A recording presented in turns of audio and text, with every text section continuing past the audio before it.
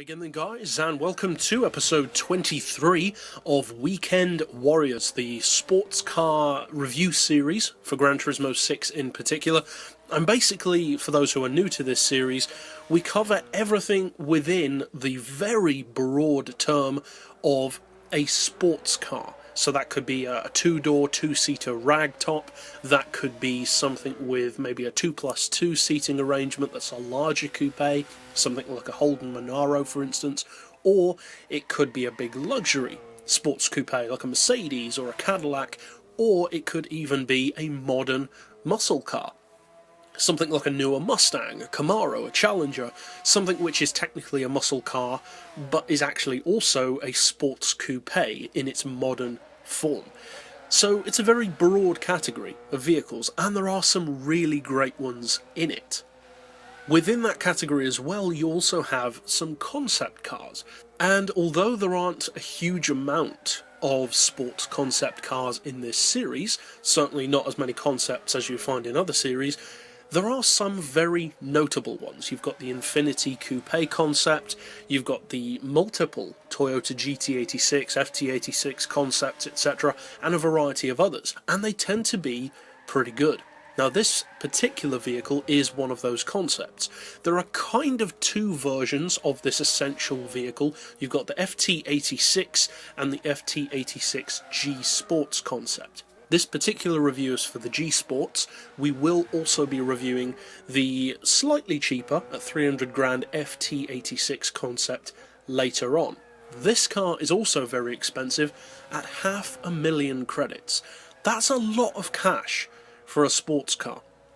And although there are some other sports cars which do cost a lot, for a little Toyota concept coupe, which would eventually become, of course, the GT86, that's a lot of money. So what do you actually get for that price? Because you can get some pretty great vehicles for far less than $500,000 credits. Well, what you get is actually surprisingly strong, and you've probably noticed, if you're a fan of racing at between 500 and 600 pp, this car online. You've probably noticed it in some races, in circuit races, on twistier tracks, maybe up against stuff like Nissan GTRs, the occasional Tommy Kaira that's been detuned, etc. And the funny thing about this car, and if you've seen it, you've probably noticed this, is that it's very quick. In fact, it can keep up with stuff like the Nissan GTR. So, what do you actually get for that $500,000 credits? Surely, it must be something pretty good. Well, it is pretty good, and that's coming from someone who is not even a fan of the car.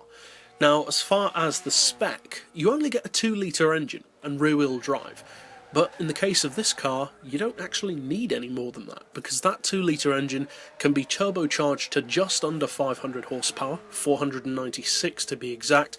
It also puts out 326 foot-pounds of torque, but the real reason why this car is so good is because of how lightweight it is. With the full weight loss package, this car literally weighs the same as some Le Mans prototypes. 900 kilos.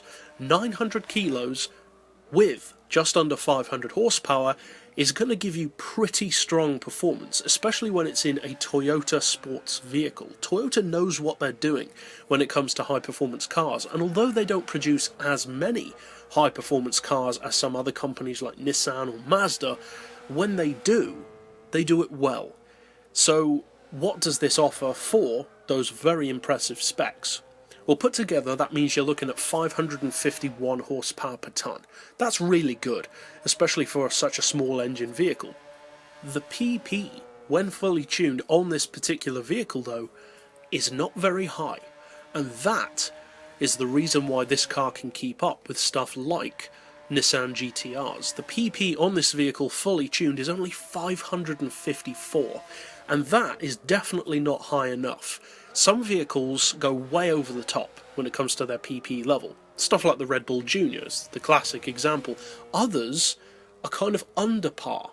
They are OP vehicles. They're far too powerful for their PP level. Stuff like the Suzuki GSX-R4, for instance, or the Dome Zero. This is another one of those vehicles, but for some strange reason this car kind of goes under the radar a bit more than stuff like the GSX R4 and the Dome Zero. This is a car which some people do know how good it is, and they really do make use of that, but other people just don't have a clue how good this car is. You may see it in a lobby, see it's quite quick, but there's this strange intangible quality about vehicles like this that allows them to be right in front of you, and yet you still don't really notice them. You could see this car in a lobby, it could win the race, and you could still completely forget that you'd even seen it. It's just kind of a sleeper as far as concept sports cars go, which is ironic, given the paint jobs that it can have, and of course the race modifications that it has. It's not exactly an in-your-face vehicle. It looks good, but it's not over the top. So it's looking, from a spec point of view at least, that 500,000 credits, though it has to be said, way too high, is kind of justified. Now, should the car cost 500,000 credits? No, definitely not. You can get faster cars for less money, but is it worth buying? Because those are two very different questions. Is something worth the money is one thing, should you buy it anyway is a whole nother ballgame. And the answer to that, I would say, is yes, if you are a PP-specific online racing fan. Especially, as I said earlier, between say 500 and 600 PP, especially around 550, this car will prove very, very useful to you, because it's great around corners, it's great in a straight line, and although the top speed isn't phenomenal, it's more than good enough for most tracks. Now, that being said, this car is not a beginner-friendly vehicle. It's not difficult to drive, but novices will not get the best out of it. Overall, though, if you want pure speed, albeit for a high price, this is a great one to go for. So that's it overall for this particular episode. I'll see you guys next time, and as always, thanks for watching.